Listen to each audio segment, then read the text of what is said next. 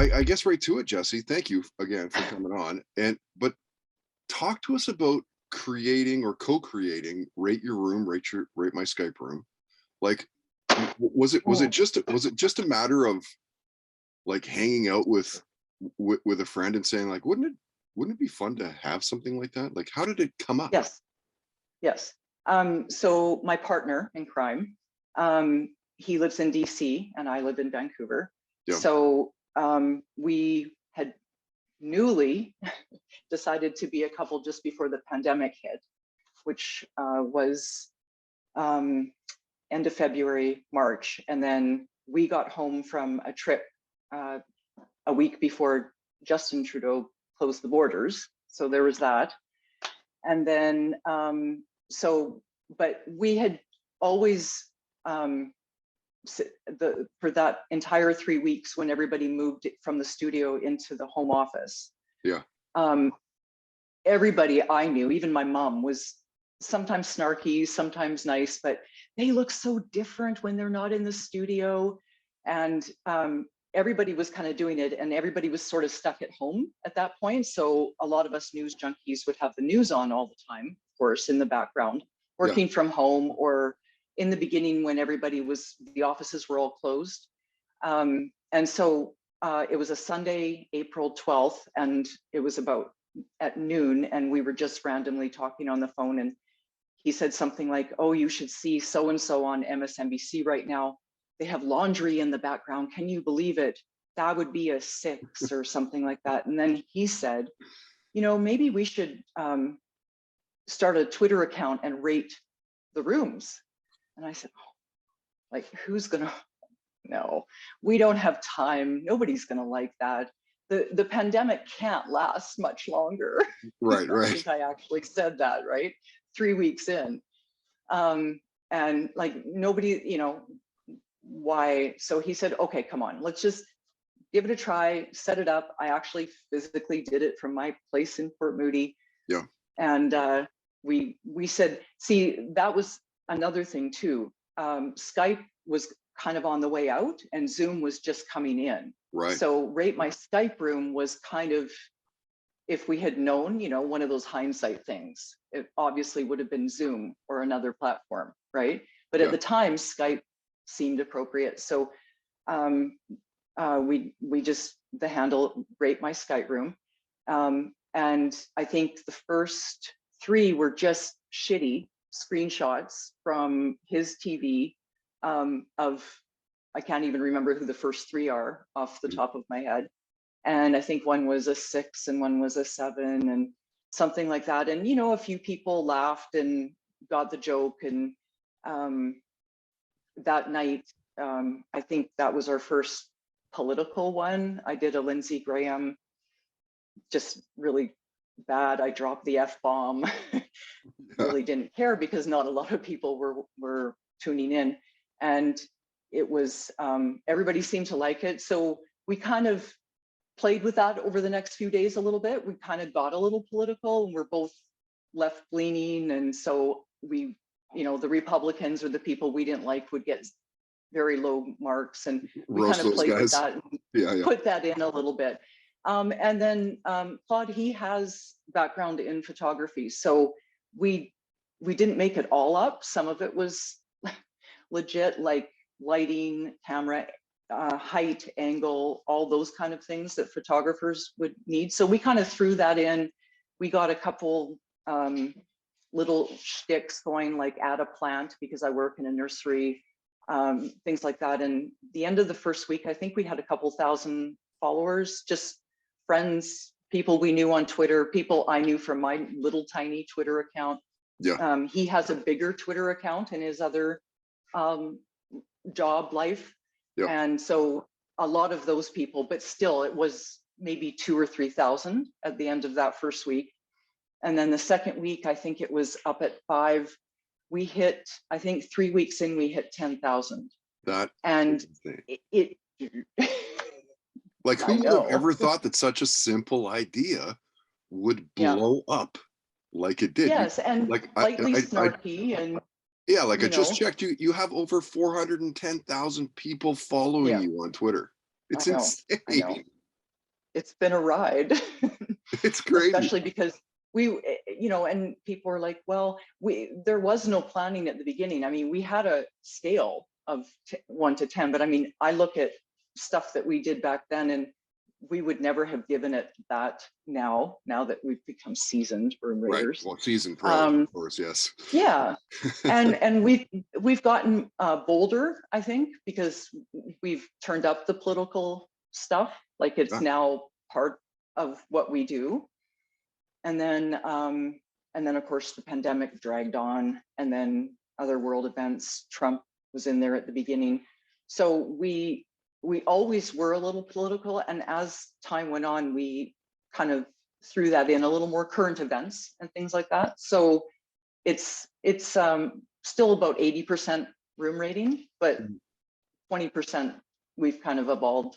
Current events. And so what are the key components to getting a 10 out of 10?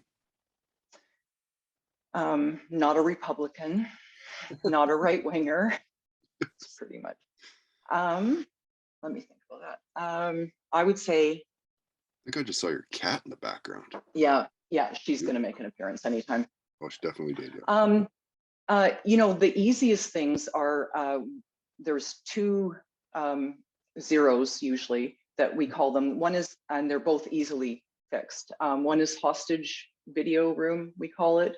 So it looks like there's nothing in the background. Like Cory Booker had, he was very infamous for, just absolutely nothing or one thing or something. So hostage videos are what we call something lacking anything, and it looks like somebody's being held hostage. So we have a lot of fun with those.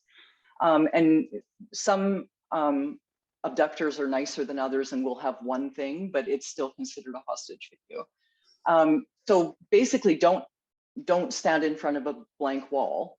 That's, I mean, it sounds, easy, but a lot of people do it. Like it's not infrequent. Yeah. And then I would say camera height. So a lot of people, we call it the nostril view, because the camera is so low that you can see right up their nose, kind of thing. So the camera height makes a difference. And actually sometimes it's so low that you can't see the rest of the room, and it's really good room. So just little things like that, lighting, adding something cute, quirky, a plant, a pet, a kid. We started, one of the things that has changed over time was in the beginning of, I would say the first couple months, there would be people working from home that would have, she's literally tearing my couch apart. There would be people that would have the kids run in at time to time, or a dog barking or a cat photobombing. And, a lot of people would love it. And we, of course, would give points to that because everybody liked to see it. But there was still that undercurrent of, it's not very professional. And, that's supposed to be, they're supposed to be doing a serious interview. And what's really evolved over time is people have really become much more chill about that kind of thing. Sure. Because we all have it, we all suffer from it. And I think the one thing the pandemic showed us was we're all kind of in it together. I mean, it showed the opposite too, but as far as people trying to do the home studio, office, living room, sometimes bedroom, kids, pets, daily life, it's a lot more people, you rarely hear that anymore. Oh, that's really unprofessional that your kid ran through the room during a call. I can't believe you're a real person. Why would you have real things happening around you? Yeah. Come on. But there was some of that, like, we can't, the dog barking is distracting or something like that. So, I mean, things like that, we started giving a lot of extra points for, and that's been a lot of fun. And that's attitudes have evolved. Yeah, and now you were saying off the top there, it's spun into a new book, How to Zoom Your Room. Like, that was another thing that just happened. Totally. So we kept going up. I mean, we would have times where we wouldn't get as many followers for a while. We had times where Jeb Bush decided that he didn't like a rating of somebody else, and that made the Washington Post Oh his. no, nice. Yes. So then it started going, you know, we have, you know, little things like that that happen that we get slowly rising to the 400,000 followers. And then the book was, you know, lots of people had suggested it. And we had always, first of all, we hadn't thought the pandemic would last this long. I know, right? Right. Oh my God. So it just keeps going and going. And we've sort of entered a bit of a hybrid now where some offices are going to have people working from home to save money overhead, especially, you know, Vancouver. So it's going to be around for a while. And I think that helped us because our publishing company wanted us to do a how-to. And I mean, asking two people who are not interior decorators to do a how-to book on how to Zoom your room, it was a little scary at first. I bet. Right? Because, you know, it was, we've memorialized it a little bit, but it was mostly supposed to be for a wider audience because obviously Twitter is our thing, right? Mm. So it's very practical. It's tips like I just mentioned, the camera height. I mean, the stack of books I have my iPad on right now, Bill Clinton, Raymond Carver, and Ted Kennedy, the thickest ones I have. So Yeah. it's really, it sounds amateur, but it does the trick. If I had the iPad, you know, down here, you could see up my nostrils, and that's the easiest thing to fix. And that's what we talk about in the book, things like that, really practical stuff that you don't need a fancy home office to do. Mm-hmm. A lot of people have really nice studios, you know, and they do that kind of thing for a living, but somebody with a stack of books and an iPad can at least get some of the basics right. Right. Yeah. When I got let go from CFOX, you know, this room that I'm in was our spare room. It was just a spare bedroom. Mm-hmm. And then I bought a bunch of gear from Bro Jake, who was doing Rock 101 mornings at the time. Oh yeah, yeah. And you know, and I was like, well, when I started the podcast, I started doing some Skype, like you say, Skype originally. You know, I wanted to keep it very, you know, you got a Rage poster, you got my logo, yes. Your guitar, got Zepp, but that's it. Yeah. Like I wanted to keep it very low key. I wanted to, you know, I'm excited to see. But it's perfect but it's actually perfect for what you do there. Yeah, totally. You know, that's the other thing too. For somebody who,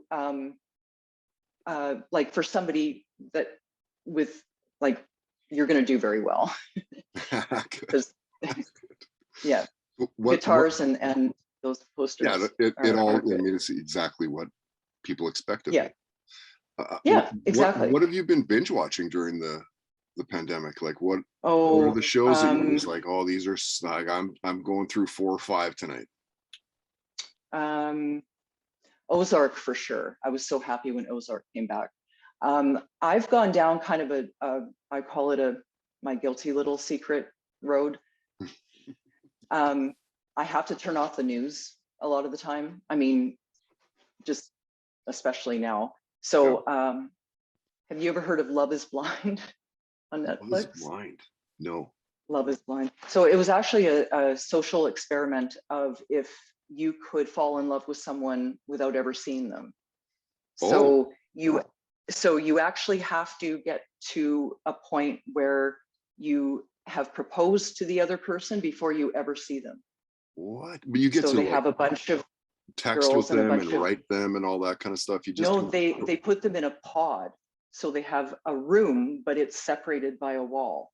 And so they can see and talk to any of the 12, I think, or so in the rooms. And they actually have to live together. The girls live with the girls. It's kind of reality psychological experiment. Anyway, I went down that rabbit hole last week and stayed down it. Yes. 2 seasons. Sometimes like those train wreck shows are just like so easy to watch. It is, because you know what, I get, you know, obviously the 24-hour news cycle, right? And we've had I mean, if you think about it, we've had, for me, Trump was traumatic. For the world, Yes. he was pretty traumatic. So from Trump, the time I joined Twitter the day after the election in 2016. Oh. I guess I had a profile before, but I went on Twitter, which ended up changing my life, obviously, in many ways. Yeah.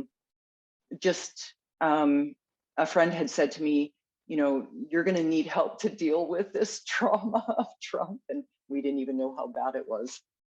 And What a train wreck. I know. And he said, you know, you'll find like-minded people that are as upset on Twitter. Twitter's not like, you know, Facebook. It's very political and you might like it. Well, fast forward 6 years. Yeah. Definitely. But we've had, I feel like North America, well, and the world has had one trauma after the other. So we've had, trauma might be too strong a word, but we've had Trump, we've had the pandemic, we've had, you know, the clown convoy, we've now got World War III, we've had catastrophic climate change events in BC. So I feel like floodings and fires and yeah, like it's just constant, like one after the other. You don't even really get a break. So for me anyway, I just have to turn that stuff off. Like just I have to watch something like Housewives or something completely opposite for at least an hour a night, or it just gets. Yeah, I think everybody's kind of at that point now. I mean, I was certainly even pre-COVID, I was kind of almost like that. It's just too much sometimes, you know. Are you a big sports fan? Who's your team? Oh, this is also sad. Green Bay Packers. You're a cheesehead. I know. Well, it's kind of bad now. You got the cheese. You got the cheesehead somewhere in the house. I actually, it's in my office right now because I couldn't look at it for a while after Aaron Rodgers and everything of all the seasons, you know. Speaking of traumatized. Okay, yeah, and I went after him. He, you know, we only followed 3 people ever. We followed. We each got a choice. So I followed Justin Trudeau, and Claude followed Obama. Sorry, Joe. And I got Aaron Rodgers because of being a Green Bay Packer fan.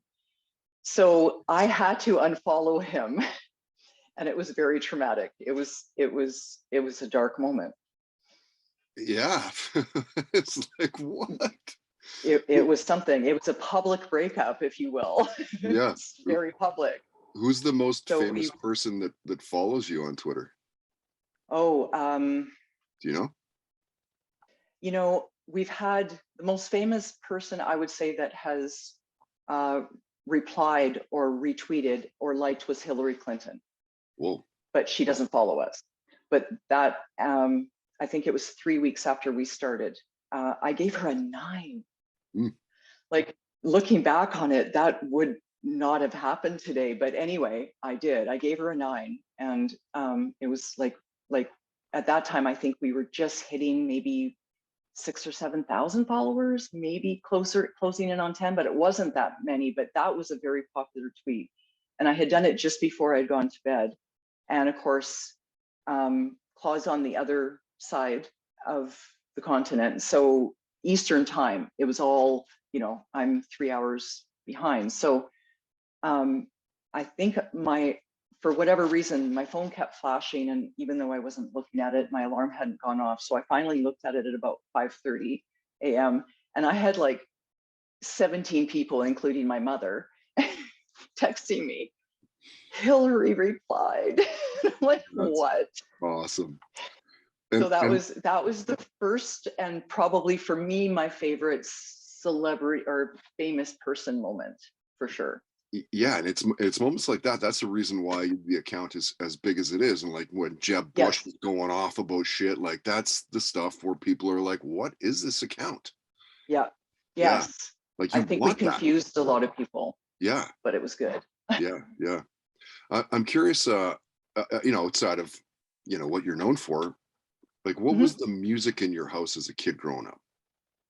Oh, my dad. My dad is a former Baptist minister. Okay. So there was nothing other than gospel music. I do remember when, it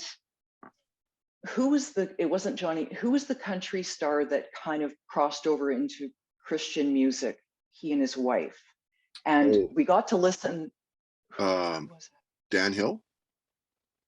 I can't remember. Wasn't he married now, to like Faith Hill for a while? No, we're talking like way back. Oh, way back. Oh. Way back. Anyway, it'll come to me. So that was probably the only piece of music in my house that wasn't like Christian. Yeah, interesting. Wow. So yeah, so when I was in grade 7, everybody was listening to AC/DC, and I remember, just because I was that kind of kid, I would be in my room and I would turn up Highway to Hell as loud as I dared. And I remember the one time my dad, we're fine now, but he came storming in and, "What are you listening to?" So anyway, yes. So wow. So what was your first concert then? Actually, the Kinks came to Vancouver, and I lied, and I said I was going to my friend's house, and her mother covered for us, and we took the bus to the Pacific Coliseum, and I can't remember who opened for them, but it was the Kinks. I know. And at 14, what was I doing listening to them? I think it was because someone drove us and dropped us off. I do remember that. I think it was my friend's mom. And I honestly don't know why that would have been my first concert. My second one was Bryan Adams. Oh, nice. And it was the first concert in BC Place. I'm really aging No, myself. seriously, you saw the first ever concert Yeah, in BC Place? I believe it was the opening concert for BC Place, and it was super, I'm pretty sure it was Supertramp and Bryan Adams. And honestly, I don't remember who opened for whom. Yeah, you would probably think it would be Supertramp. Headlining. You know what? Yeah. And Probably. I'm not sure it was, but anyway, that was my second ever concert. Wow. It took me till, like, when did GNR come to Vancouver and play BC Place recently? Like 4 or 5 years back, 6 years, something like that? I think 5 or 6. It took me till then to see a show at BC Place. You're kidding. Never saw a show till then. Oh, wow. Royal Blood opened up for Guns N' Roses. I've seen like probably 500 shows, 1,000 shows maybe over my life. Like, it took me forever to go there, and only because everybody that ever said anything about that venue was like, "Oh, dude, it's the worst sound, like it's just shitty sight lines, it's so far away, blah blah blah." I'm like, oh, like that. None of that sounds like a ringing endorsement. I don't really want to go. No. Yeah. Was it good? I thought it was all right, but I was pretty drunk. Okay. I do remember the complaint was that for some reason the shape of the like something the sound, it had the bounces weird or something like that. But I don't know. That was always the big complaint. But I spent a lot of my teenage years stoned as well. So yeah, exactly. Well, growing up religious, I wonder, are you now? No. I used to be. I was going to say I spent quite a few years trying to be an atheist. Yeah. And I would still say that I tend that way, but I do sort of identify more as agnostic. Oh. I admit I don't know everything enough to say that there's nothing else there, Sure. So I just feel I'm not searching actively at all or anything like that. I'm not one of those people looking. I just don't feel I personally know for sure what's out there and what's going to happen after life. I'm pretty sure probably nothing, but there's always a chance. But I don't like organized religion. I don't like churches. It's just I've seen a lot of hypocrites in my life, so I'm kind of tending not to want anything to do with organized religion. It hasn't really done a lot for humankind. in my opinion. Not really, yeah. I mean, take away Pretty religion, much. and there would be less wars and death and Yep. everything else. But yeah, I didn't grow up. Yeah. I didn't grow up, going to church or any of that stuff. The only time I ever went to church was like, buddies would they'd be going to like Apex ski resort, and I'd have to go Mhm. to church that Sunday prior to to them going up to the ski hill if I wanted to Yeah. join them, kind of thing, right? Yeah. But, anyway, the reason I ask is I'm curious if you believe that aliens have visited Earth, or if they even Mhm. live among us. No, I don't believe they live among us. I think that's another reason I don't know enough to say for sure one way or the other. I don't think they'd be stupid enough to visit us, frankly. You know what I mean? I think they know. I think that if there is intelligent life out there, they probably just are going to let us blow ourselves up. Yeah, they look at us and go, right? dumbasses. Yeah, exactly. Like, Yeah. I think that if there is intelligent life out there, I think it's way more intelligent than us. And I'm pretty sure we're not showing much of that. Yeah. They're like, no, we'll move along. We'll move along. Yeah, exactly. All right. Yeah. Jesse, I'm going to respect your time here. I'll ask you a couple more questions and we'll wrap it Yeah. up. Okay. So I want you to tell us a near-death story. We're like, holy shit, I could have just died there. Almost everybody that I've talked to has one. Yeah, actually, I do remember my girlfriend and I were 15 and we had 16-year-old boyfriends who had their license. And I do remember going down a hill in Port Coquitlam and hitting the brakes, gave out or jammed or something. And I remember the boy in the front seat say, "We're going in," and we hit a concrete block, and the vehicle was heavy enough so it didn't completely submerge into the dike at the bottom of the thing, of the hill. So I do remember thinking when he said we're going in, or we're going to hit or something like that, there was a moment there in my 15-year-old self that I thought, okay, this actually might be it. And my parents have no idea where I am and they're going to kill me. Yeah, I'm dying regardless. Honestly, that was probably what I was more scared of. Oh my God. I was just up in the Okanagan visiting uncles and my mom and all that, and friends and stuff. And we're driving from Peachland going towards Summerland. And this biker in front of us was going like 35, 40K on the highway. And I'm like, real slow, don't hit the guy. And eventually he gets up to maybe 50, 60. A Jeep passes me and kind of fucks with him a little bit on the, gets into his lane a little bit. And then the motorbike started to get up to like 80, 90, 100 to keep up with this Jeep. And he's swerving into the oncoming lane, and I'm like, "Oh man, this is not good. This guy looks like he's drinking and driving." Well. Yeah, it's not going to end well. And it's just the ever slightest corner. If you know the area, it's right by where that the abandoned Chinese food place is there. Mm-hmm. And it's the ever slightest corner, and I'm with my kids are in the back, my wife's in the passenger seat, and I'm like, "There's no way he's making this corner coming up here." Yeah. And sure enough, 90K. Wow, just drove straight off the highway, right into a ditch, right into like prickle bushes, like blackberry bushes. Probably endoed his bike like at least a couple times. I saw the bike flip a couple times. But he probably drove through these thorn bushes for at least 100 meters, at least, maybe more. Of course, I stop. I'm like, holy shit, this guy's no way he's going to be alive.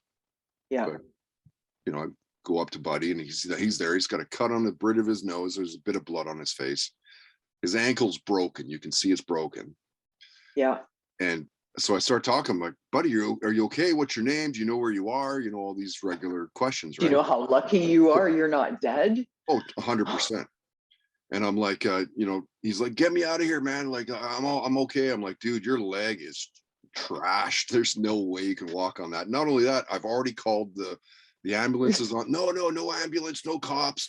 He's drinking, right? So, but anyway, I saw that was one of those, like, you're never ever gonna forget that. That So your heart close. just, so close. Yeah. Yeah. Okay, last question. I know you just went to Hawaii. Yep. Where's the next vacation planned?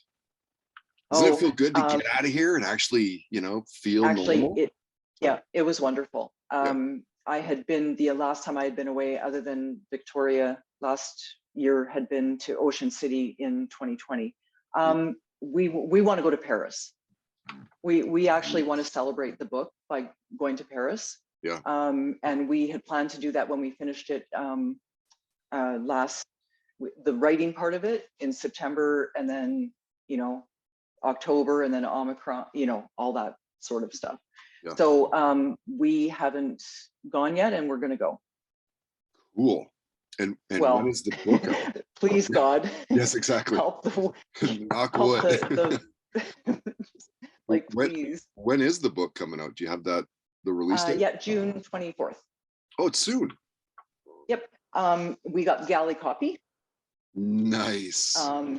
Yeah, which is kind of exciting. And the pre-orders, the pre-orders are available. I'm sorry, I saw that on your on the Rate Your Skype Room. It's pinned on your Twitter account. Yep. Yeah. So we're really excited. Our illustrator is actually the one who made it what it is. I mean, the illustrations, it started out because of the issue with screenshots, of course. Permissions, one big thing. Secondly, the screenshots are mainly of poor quality. It was just what people sent to us or what we snapped off the screen. So Claude had worked with our illustrator, Chris, on the billboards that he puts up for his political action committee. And it was just the perfect fit.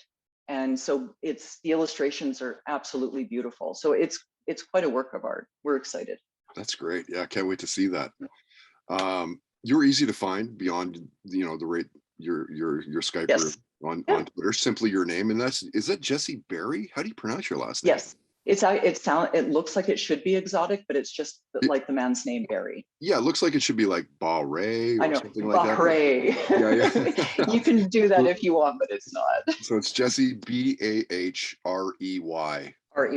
On Twitter. Yeah. Yep. Awesome. Well, thanks again for doing this with us tonight. Thank you. And we'll see you online. Yes. Yes. All right. Have a great night.